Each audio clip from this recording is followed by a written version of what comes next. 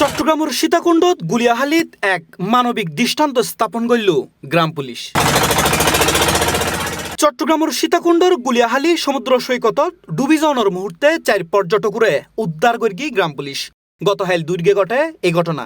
জানা যায় 4 জনের উগ্র গ্রুপ অন্য একখান জেলাতুন সীতাকুণ্ডর গুলিয়াহালি সমুদ্র সৈকতত বেড়াইতই। দুর্গে 12টার মিকে তারা সমুদ্রত গোসল করতে নামে।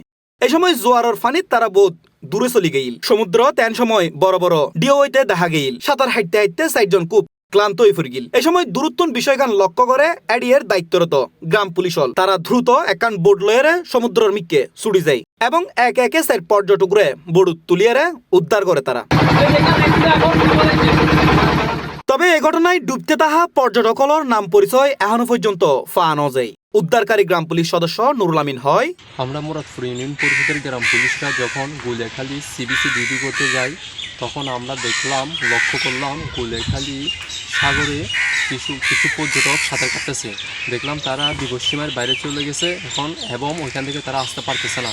তখন আমি আর সবরালি আর স্থানীয় বোট মালিক সাহিবের সহযোগিতায় এবং উদ্যোগে আমরা তাদেরকে উদ্ধার করার জন্য সাগরে চলে যাই বোট নিয়ে। আমরা কিছুক্ষণের মধ্যে তাদেরকে উদ্ধার করতে সক্ষম হই। তবে এর আগে গত 24 মে গুলিয়াহালি সমুদ্র সৈকতত সাঁতার হাইটু নামিয়ে 4 জন ডুবি যায়, যার মধ্যে 3 জনরে উদ্ধার করা যাইলেও রিফাত হোসেন নামের 18 বছরের এক যুবক নিখোঁজ আছিল। পরদিন তার মৃতদেহ উদ্ধার করে।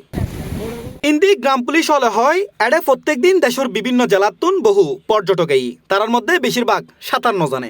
সমুদ্র নামানোর আগে নিষেধ করিলেও বোধকেও তা ন মানে, ফলে ঘটে এ ধরনের দুর্ঘটনা।